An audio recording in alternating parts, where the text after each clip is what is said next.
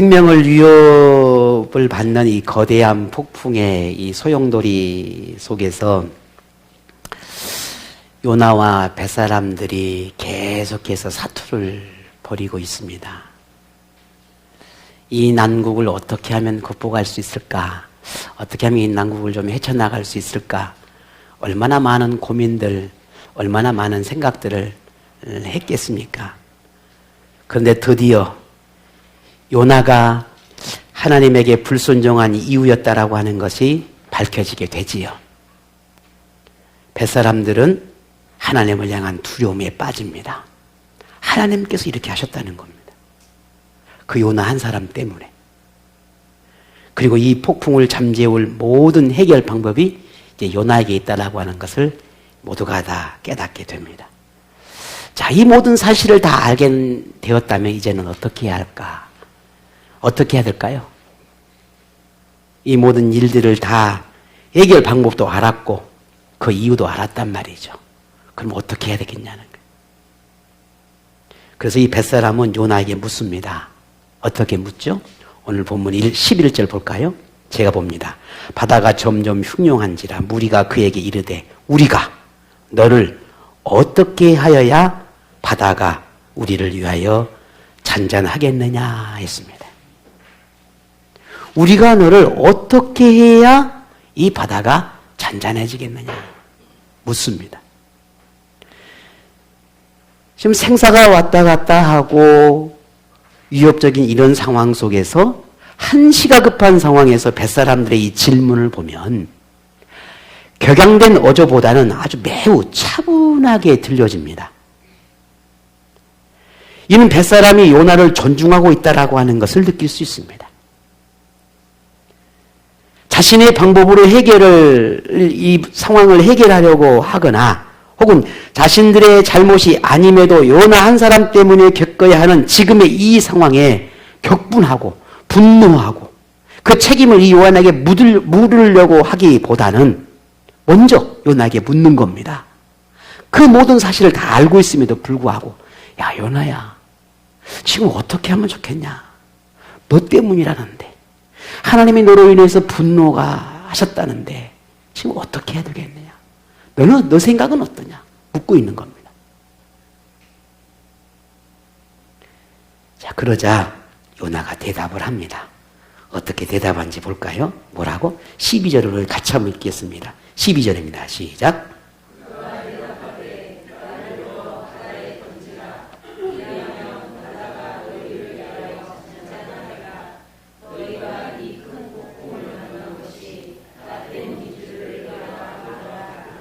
아멘. 요나는 자신을 바다에 던지라고 말합니다. 여러분 이게 쉬울까요? 이 말하는 건 절대 쉽지 않다고 생각을 합니다. 왜? 내가 왜 그래야 되는데? 왜 너희들이 나한테 물어? 물론 그래 내가 알아. 나 때문이라는 거 알아. 그런데 왜? 그걸 왜 나한테 물어? 라고 말할 수도 있는 겁니다.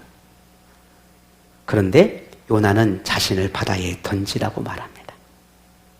자, 그러면 자신을 바다에 던지라고 했던 이 요나의 말이 회개였을까 하는 거예요. 회개였을까? 하나님에게 불순종해서 나를 이런 일을 만나게 되었으니 나는 죽어도 마땅합니다. 나를 바다에 던지십시오. 나를 죽이십시오. 그런 회개였겠냐는 거예요. 아니면 나는 여기서 죽을랍니다. 니느웨로 가라고 하는 하나님의 명령을 따르기보다는 차라리 내가 여기서 죽는 것이 더 낫겠습니다. 그런 의미에서의 이 요나가 자신을 바다에 던지라고 했겠냐는 거예요. 여러분 어떤 의미였겠습니까? 요나가 자기가 죽겠다라고 하는 이 말의 의미를 물론 뭐 많은 다양한 의미가 함축되어 있겠지만 우리는 분명히 정확하게 이것이다 라고 단정 지을 수는 없을 겁니다. 하지만 처음 하나님의 뜻을 따르지 않은 것에 대한 뉘우침이나 하나님에게 불순종한 것에 대한 회개라고 말하기는 조금 어려워 보입니다. 왜냐하면 폭풍의 원인이 자기 때문인 것은 분명하게 인정하고 있는데 하나님을 향한 자신의 마음의 어떤 표현이 그 어디에도 보이지 않고 있다는 겁니다. 자신의 잘못은 건 인정을 하나 하나님과 이 요나의 관계 속에서 하나님을 향한 자신의 표현이 본문의 어디에도 보이지 않는다는 거예요. 요나의 이런 모습을 보면서 왜 하나님에게 용서를 구하거나 회개하거나 도움을 구하지 않을까라는 그런 생각을 좀 해보게 됩니다. 우리 다 알았잖아요, 이제 요나가. 이쯤 되면 하나님 죄송합니다. 제가 불순종해서 이렇게까지 폭풍을 일으키고 저 때문에 저 많은 사람들까지 고통을 당하게 했는데 하나님 죄송합니다. 하나님 용서해 주십시오. 라고 말할 법도 하지만 오늘 본문에는 그런 내용이 없습니다. 보고 있고 알고 있고 느끼고 있고 깨닫고 있음에도 불구하고 오늘 본문 어디에도 회개의 모습은 보이지 않는다는 거예요. 하나님이 역사하고 있고 하나님께서 왜 이 모든 일들이 이루어가는 걸 모든 걸 다 알고 있음에도 요나의 모습에서는 그 어느 모습에서도 하나님을 향한 그 믿음의 표현이 보이지 않고 있습니다. 폭풍의 원인이 자기 때문인 걸 알고 있으면서도 그걸 인정하면서도 하나님 앞에서는 돌이키려 하지 않고 있다는 겁니다. 그래도 설령 하나님에게는 무관심할지라도 오늘 뱃사람들에게는 조금은 열려있는 듯해 보입니다. 하나님에게는 문을 닫고 있지만 자신 때문에 고통당하고 있는 이 뱃사람을 보니까 그래 나 때문이지 라고 하는 생각은 하고 있다는 거지요. 요나가 뱃사람에게 자기 때문에 하나님이 폭풍을 일으켰다라고 하는 것을 인정하고 있고 자기가 문제의 발단이 되었으니 그 책임을 지겠다라는 거지요. 요나의 이런 태도가 자기 때문에 뱃사람들이 고통 중에 있는 것에 대한 미안함 때문이었을까요?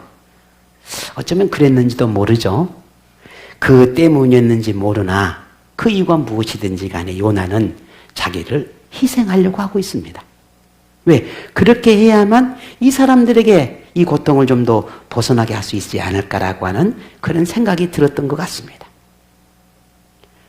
놀랍게도 그런데 이 니느웨의 사람들을 향한 경멸함이 오늘 이 요나가 탄 배 안에서는 보이지 않고 있습니다. 부드러운 모습입니다. 하나님의 배는 막 분노하고 가지 않겠다라고 도망쳤던 그 요나가 이 뱃사람들, 이방 사람들 앞에서는 묵묵무답인 거예요. 자, 자기를 바다에 던지라고 하는 이 요나의 말에 뱃사람들의 반응을 보니 참으로 놀랍습니다. 상상 이상의 반응을 보입니다. 볼까요? 13절입니다. 우리 함께 읽어보겠습니다. 13절입니다. 시작.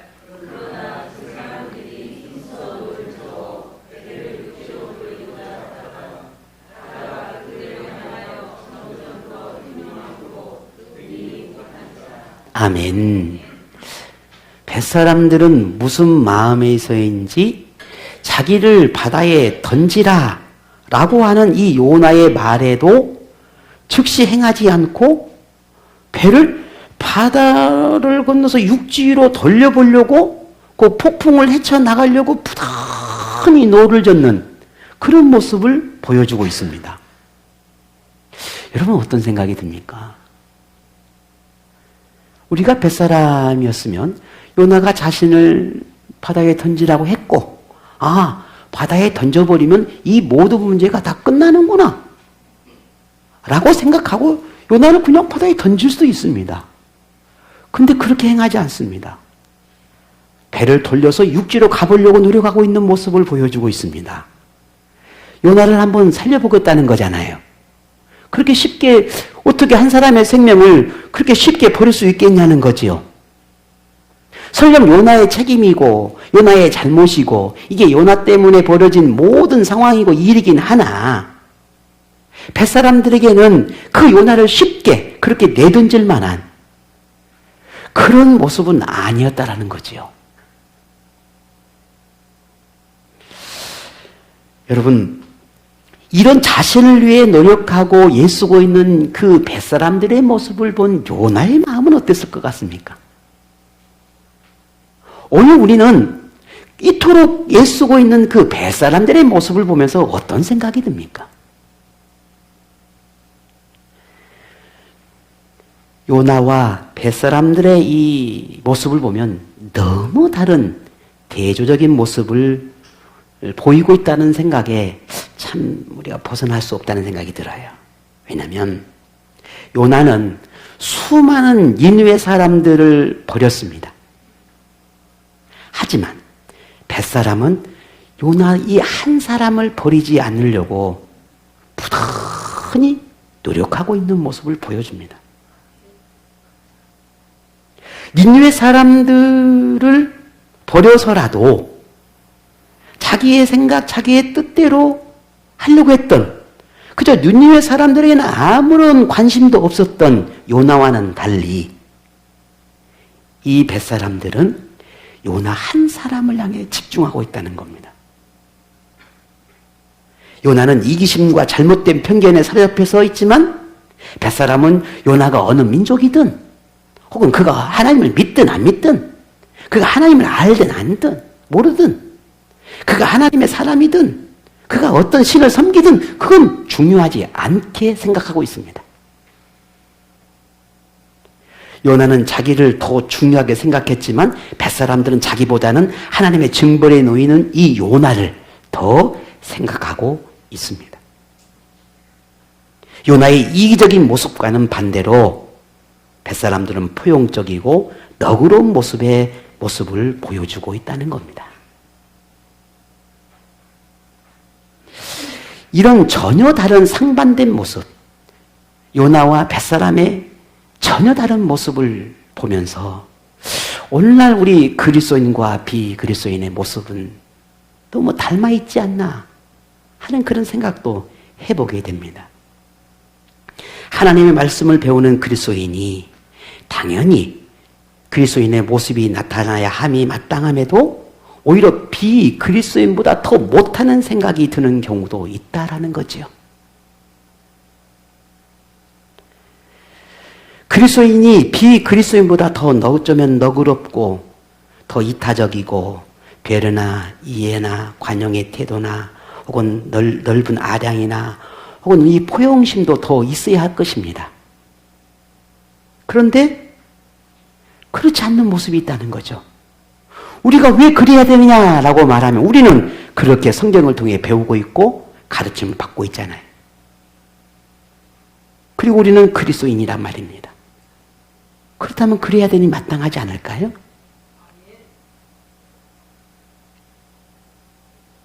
하지만 오늘 우리의 모습은 왜 그렇게 미움도 많고 왜 그 이해하지도 못하고 품거나 용납하거나 관용하는 게 너무 인색합니다. 너무 인색해. 자신에게 조그만 손해본 듯 하면은 그저 쉽게, 너무 쉽게 등을 돌려버립니다. 오히려 하나님의 말씀을 붙들고 살고, 기도한다고 말하고, 말씀으로 훈련받았다고 말하고, 10년, 20년, 30년, 40년의 신앙의 삶을 살았다고 말은 하는데, 정작 우리 안에는 하나님이 가르쳐 주시는 그 말씀은 온데간데 없이 그저 자기의 이익을 따라 살아가는 그런 사람들의 모습을 참 많이 본다는 거죠. 물론 그 중에 저도 포함되어 있을 겁니다. 여러분은 어떻습니까?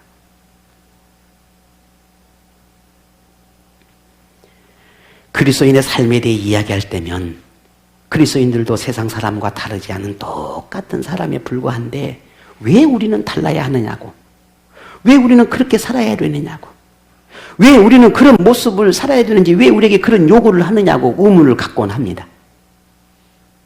그러나 달라야 한다는 것이 하나님의 요구이고 그 다름이 곧 그리스도인됨의 증거이고 또 우리가 그 다름이 나의 믿음이 오늘 저와 여러 믿음의 그 진실성을 보여주기 때문인 것입니다.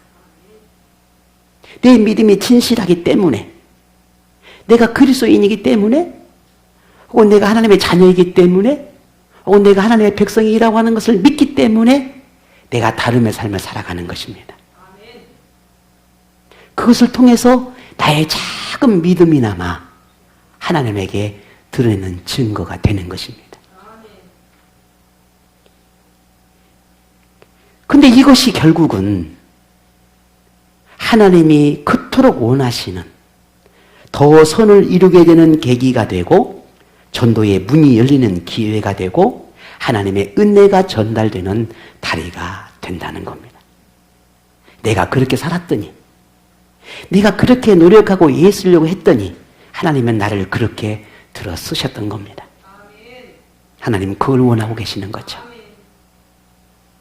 뱃사람들은 요나를 생각하여 하나님이 원하신 것을 거부하려고 하지만 하나님은 요나를 포기할 생각이 없습니다. 뱃사람들이 요나를 구하고 싶었을지라도 그것은 하나님이 원하시는 것이 아닙니다. 더는 사람의 어떤 노력도 의미가 없습니다.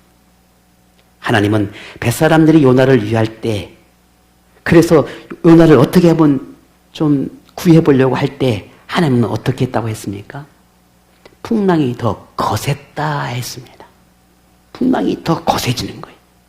요나를 육지로 데려가려고 하려면 할수록, 그런 노력을 하면 할수록 하나님은 더 풍랑을 거세게 이룹니다. 자, 여기서 잠깐 우리 한번 생각해 봅시다. 만약에 뱃사람들이 열심히 노를 저어서 풍랑을 이겨서 육지로 다다랐다 하십시다. 그러면 어떻게 될까요? 뱃사람들은 또 어떻게 될까요? 요나는 하나님의 뜻을 그 이후에 깨달을 수 있었을까요? 풍랑을 피해서 안전한 곳에 다다랐으니 뱃사람들은 어떻게 될까요? 어쩌면 그 풍랑을 이겼다라고 자기를 자랑하려는지도 모르지요. 요나는 잠시 잠깐 그저 태풍을 만난 하나의 일화로, 그저 추억으로 이야기하는 정도에 불과하겠지요. 그들은 누구도 변화가 일어나지 않았을 겁니다. 그래서 하나님은 그들의 길을 또 더 거센 폭풍을 통해서 막고 있는 겁니다. 뭔가 분명한 의미가 있기 때문이죠. 그 속에는 분명 하나님이 원하시는 그 뭔가가 있기 때문이죠. 그들을 육지로 돌려보내지 않아야 할 분명한 이유. 반드시 그곳에서 이 폭풍 가운데 하나님을 만나야 하는 그 이유가 있었기 때문인 겁니다. 그들을 괴롭히는 것이 아니지요.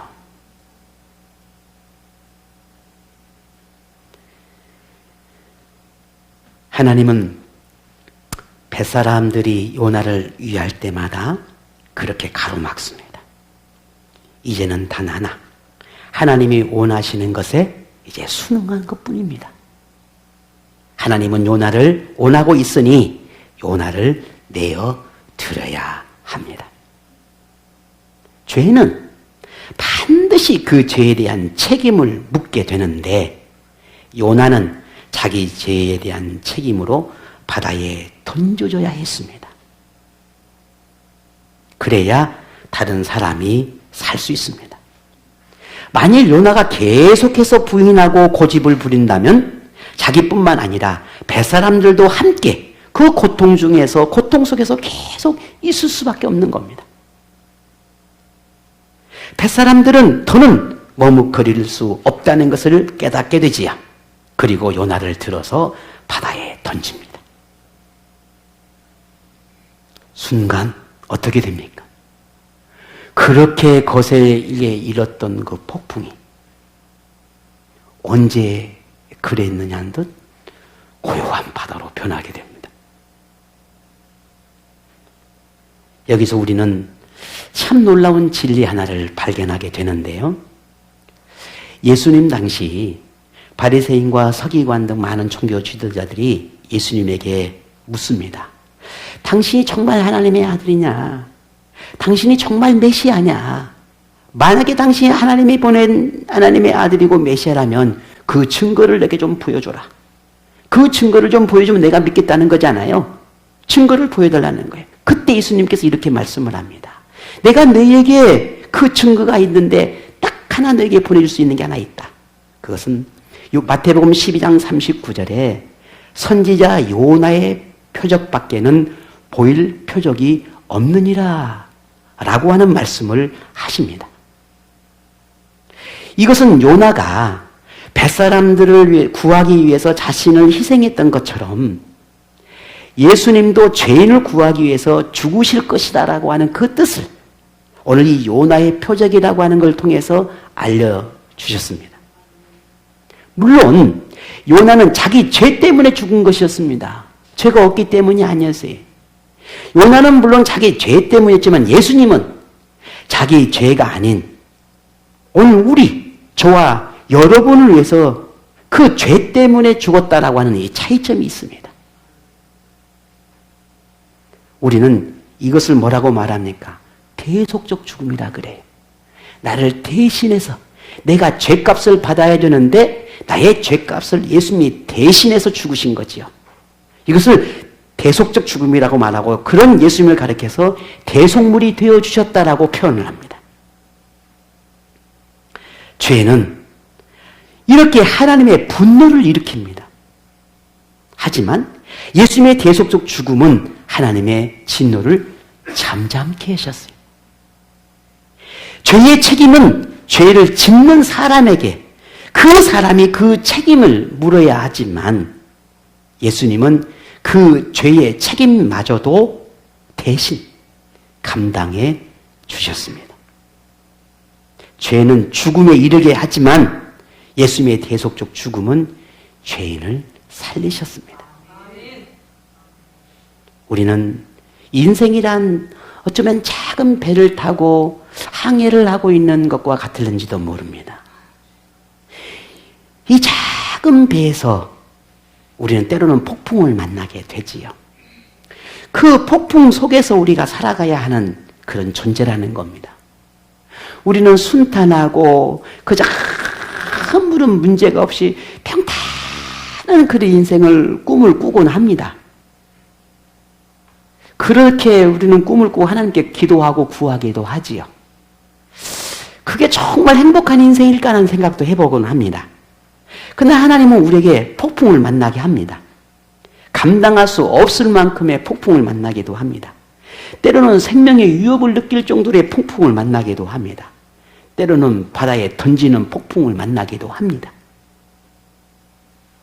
하지만 예수님이 우리를 그렇게 대신해서 우리의 죄의 책임을 스스로 죽음으로 담당을 하셨기 때문에 우리는 그 죄를 묻는 그 죄의 책임에 대해서 벗어날 수 있게 하셨다는 거예요.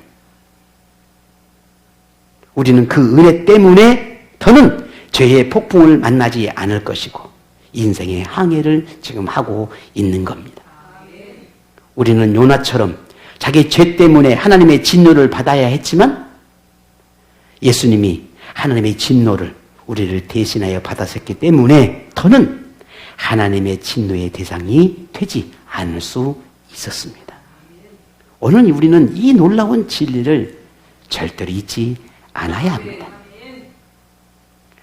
그 더불어 사는 인생. 오늘 저와 여러분이 예수님이 우리의 죄의 문제를 해결해 주신 어쩌면 새로운 삶을 살아가는 죽어야만 하지만 죽지 않고 그 죽음에 이르게 하는 새로운 영생에 이르게 하는 그 은혜를 주신 그 예수님의 대속의 은혜를 오늘 우리가 절대 잊지 않아야 한다는 것입니다. 요나가 바다에 던져진 후 바다는 잔잔해졌다라고 말씀을 드렸지요. 뱃사람은 이제 드디어 안도의 한숨을 쉽니다. 야, 세상에 어떻게 이럴 수가 있나? 요나가 바다에 던져지죠? 바다가 이렇게 잠잠해졌다고? 아, 분명하구나. 하나님이, 저 요나가 믿는 하나님, 저 요나가 말하는 그 하나님이 이 바다를 잠잠케 한 것이었구나 라고 인정할 수밖에 없게 되는 겁니다. 그리고 그들이 이렇게 고백을 합니다. 볼까요? 16절입니다. 같이 한번 읽겠습니다. 시작.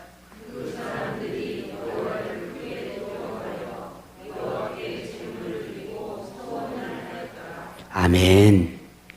자, 오늘 이 말씀은 이 벳사람들에게 하나님을 향한 두려움이 생겼다는 겁니다. 요나에게 죄를 물어 분노했던 하나님, 또 폭풍을 만들기도 하고 폭풍을 잠잠하게 하시는, 자연을 다스리는 그런 하나님, 그 하나님을 이들이 눈앞에서 보았습니다. 바로 그들 앞에서. 벳사람들은 자신들이 지금까지 섬겨왔던 자신들의 신, 자신들의 신보다 이 하나님이 더 두려워하게 된 것입니다. 그리고 벳사람들이 사로잡힌 이 하나님을 이제 그 두려워하는 마음이 공포나 무서움이 아니라 경외심으로 바뀌게 됩니다. 하나님을 향한, 하나님의 참신이라고 하는 것을 인정할 수밖에 없는 그런 경외감이 그들 안에 사로잡히게 되는 거죠.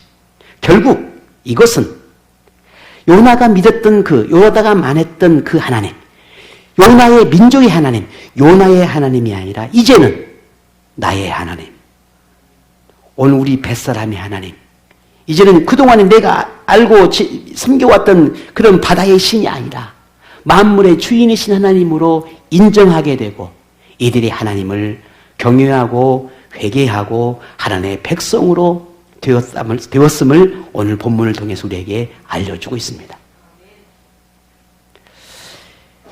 요나의 희생은 이렇게 참 놀라운 결과를 낳았습니다.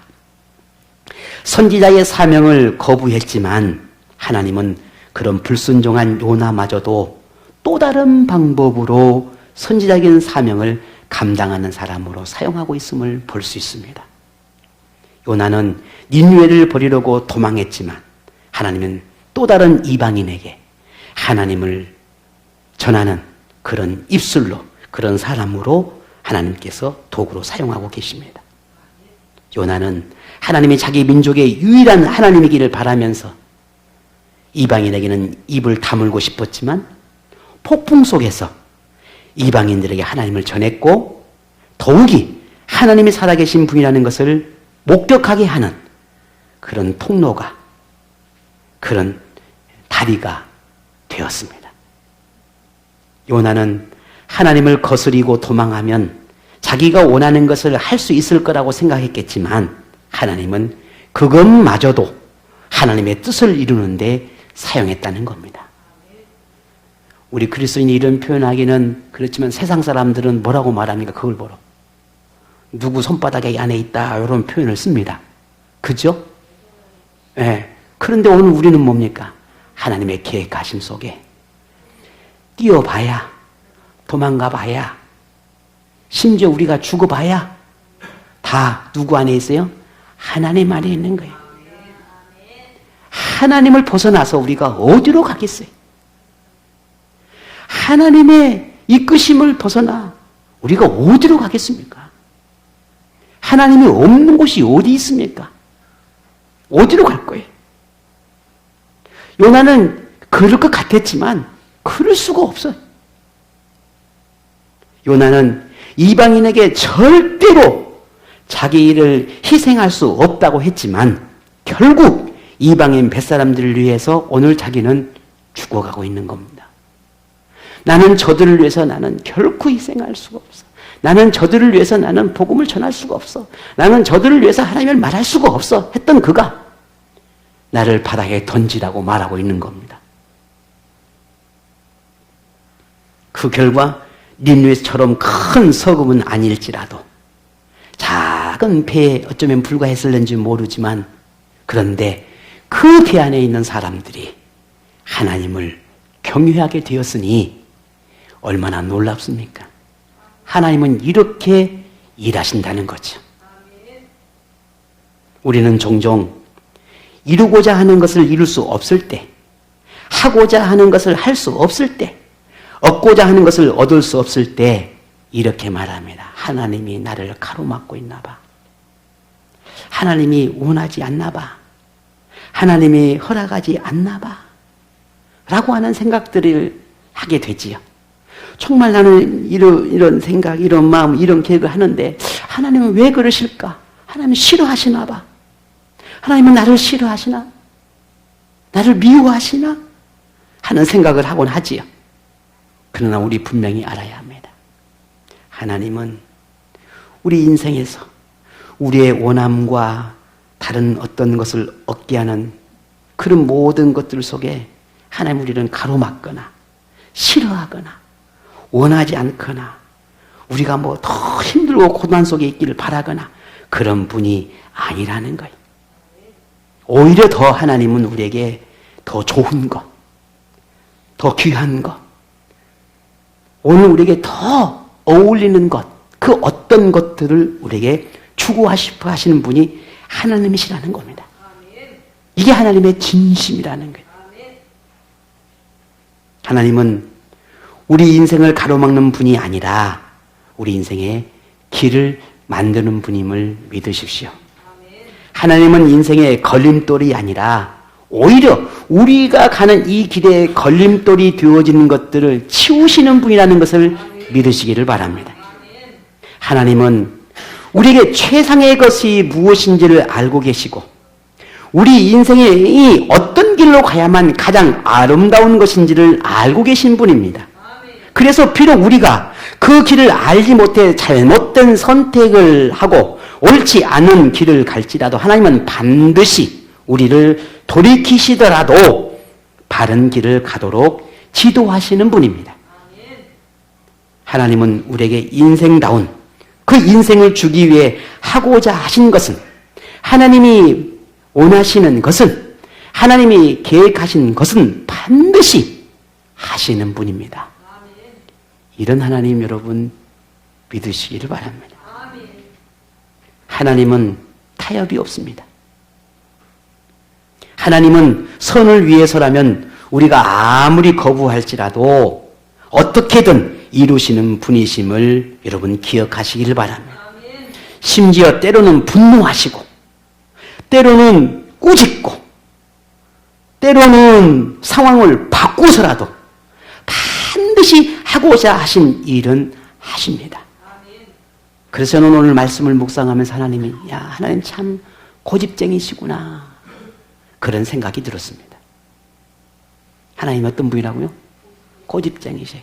좋은 쪽의 고집쟁이요. 우리 말도 밑도 끝도 않는 고집이 아니라 하나님은 옳은 것, 선한 것을 지켜내기 위한 고집쟁이. 오늘 옆에 분에게 이렇게 할게요. 우리도 하나님을 위해서 고집쟁이가 됩시다. 이렇게. 얼른 말하세요. 하나님을 위해서 고집쟁이가 됩시다.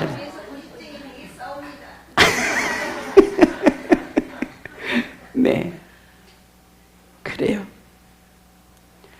우리가 이런 하나님을 절대로 잊지 않아야 하는 것은 하나님이 행하신 모든 일이 하나님 자신을 위해 하는 것 같아도 그렇지 않다는 거예요. 하나님 자신을 위한 것이 아니라 우리의 인생이 더 빛이 나고 우리의 인생이 더 유익했으면 하는 그런 하나님의 마음이라는 점입니다.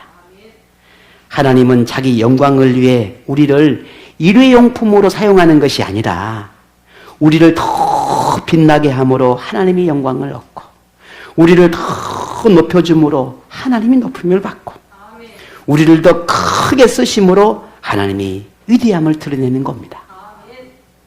우리가 세상으로부터 높임을 받고 인정을 받고 아름다움을 삶을 살아내고 우리가 성공적인 삶을 살아내고 옳은 길을 가고 승리한 삶을 살아내는 것을 보면서 그렇게 그런 믿음의 삶을 살아가는 것을 하나님께서 지켜보면서 하나님은 기뻐하고 행복해 하시는 분이라는 사실입니다.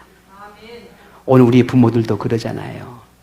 나는 좀 이래도 내 자식들은 더 위대하고 더 잘 되고 더 멋있고 더 행복해지기를 바라는 게 다 부모들 마음 아니겠습니까? 나는 좀 초라해도 괜찮아.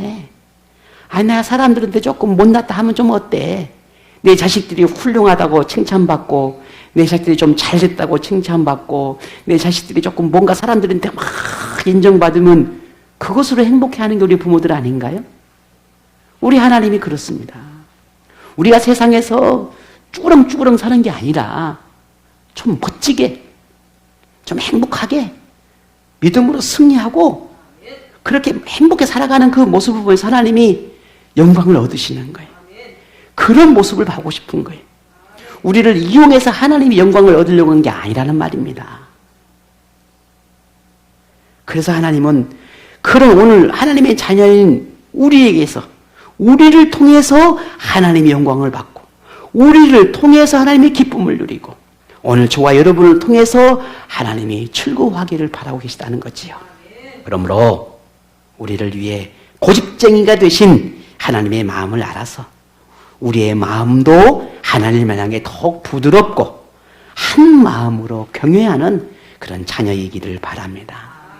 하나님이 우리를 위하듯 우리도 하나님을 위해 고집쟁이가 되어서 하나님과 평생 함께하는 그런 믿음의 사람 되기를 바랍니다. 하나님이 원하시는 것은 꼭 이루시는 분임을 기억하십시오.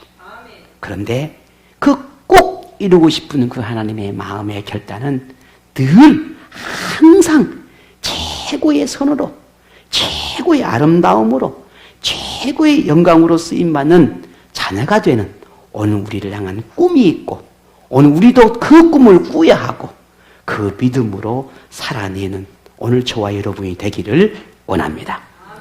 폭풍 속에서 하나님을 만난 뱃사람처럼 여러분이 인생에서 만난 그 하나님을 경외하기를 원합니다. 요나처럼 곁길로 가기보다는 하나님이 부르시고 세우시고 걷게 하시는 그 길을 하나님과 함께 걷는 그런 복된 인생이 되기를 주의 이름으로 축복합니다.